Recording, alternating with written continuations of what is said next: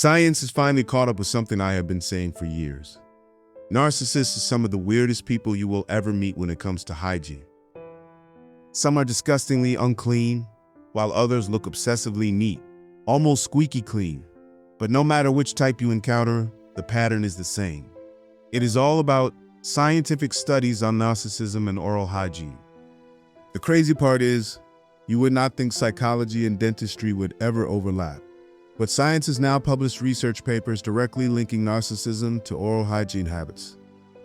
Yes, their teeth, the way they brush, the way they floss, even the way they replace toothbrushes, has been studied.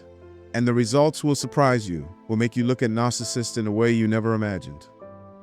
Two separate studies prove that narcissism is highly related to how a person maintains their oral hygiene. I'll reference both of them in this episode. I'm Samir, a narcissistic abuse recovery professional. Welcome to my channel. We will focus on understanding what science has discovered about a narcissist's extreme oral hygiene habits and why it is not just about their dirtiness or nastiness. First study, toothbrush replacement and technique. The first research paper, published in 2013 by Duatresco and colleagues, was titled The Relationship Between Narcissism, Oral Health Status, and Oral Health-Related Behaviors. Here is what they found. People who scored higher on narcissistic traits tended to replace their toothbrushes more often than others. Sounds good, right? You would think that means they are extra hygienic. But when researchers dug deeper, it turned out that while they changed their toothbrushes frequently, their brushing technique was worse. They brushed in ways that did not actually clean their teeth properly. This tells us something fundamental about narcissists. Their focus was not on genuinely taking care of their oral health. It was about appearing to be clean, neat, and hygienic. They were more invested in the appearance of the act than in its substance. Think about that for a second. Even in something as simple as brushing teeth, narcissism shows up. They're brushing not to remove decay, but to preserve an image. They will clean the part that shows when they smile, the visible surface, while neglecting the hidden areas where cavities and gum disease begin. It's a metaphor for their entire existence, surface-level neatness masking inner rot. Second study, selfies and smile appearance. Now, let's move to the second study, more recent, published in 2024. This one explored narcissism, selfies, and oral health. The idea was simple. People who take a lot of selfies often have higher narcissistic traits, and they also pay more attention to how their smile looks. The study found that, yes, narcissists are deeply invested in the appearance of their smile. They want the white, flashy look for photos, for social media, and for validation. But that does not mean they have healthy mouths. In fact, their obsession with whitening or cosmetic fixes often covers up neglect of basic hygiene. They might whiten stained teeth instead of brushing daily. They may use quick fixes rather than commit to the boring, invisible work of proper flossing and dental care. Again, the research shows the same paradox. Narcissists are addicted to how things look, not how they actually are. Personal stories and observations. I would like to share a personal story here. Once, a narcissist told me very casually, "It does not matter if you're rotting inside. As long as you look fine, neat, and clean on the outside, that's all that matters." He believed that was a universal truth, not just his philosophy. That statement stayed with me because it explains so much about their psychology. They confuse image with reality. They think the facade is enough. They don't have to do anything more. My own father was the perfect example of what I just shared with you. He rarely brushed his teeth.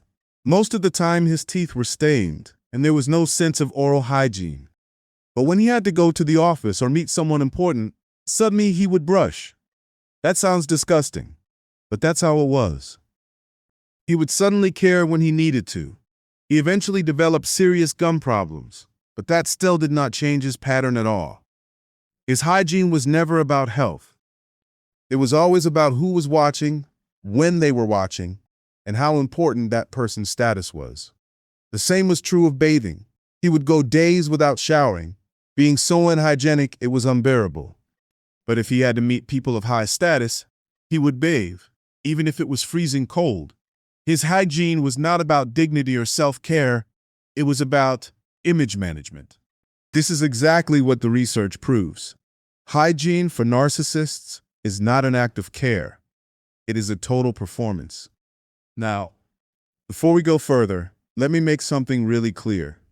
Struggling with hygiene does not make you a narcissist, because this behavior in isolation means nothing. I work with trauma survivors, and I know how depression, CPTSD, can make it very difficult to maintain daily habits like brushing teeth. Narcissistic abuse survivors themselves may go days without brushing or washing. That does not make them narcissists. No, the difference is in the motive. A survivor may neglect brushing because they are weighed down, exhausted, and depressed. A narcissist neglects it because they do not see the point if no one important is watching, and it's beneath them. When they do brush, it's for show, not for substance. So, what does all of this mean on a deeper level? Teeth are symbols of truth and integrity. They are hidden inside the mouth, but they are revealed when we speak, when we smile, when we connect. For a narcissist, even here, the rot begins early. They maintain the illusion of strength, but the inner decay grows, because there is no genuine care underneath. It is the perfect metaphor for their lives and relationships.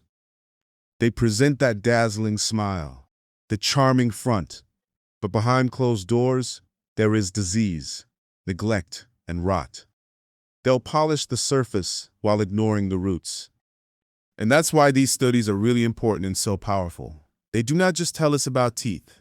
They tell us about how narcissists live, love, and ultimately decay from within. Conclusion. So, to bring it all together, yes, science has literally proven that narcissism can be traced in something as ordinary as brushing teeth. One study in 2013 showed they change toothbrushes often, but brush badly. Another in 2024 showed that their obsession with selfies leads to an obsession with the look of their smile, not the health of their mouth. It is shallow, performative, and imagined, and it mirrors exactly how they behave in every area of life. I'll talk to you in the next one, and until then, as always, let the healing begin.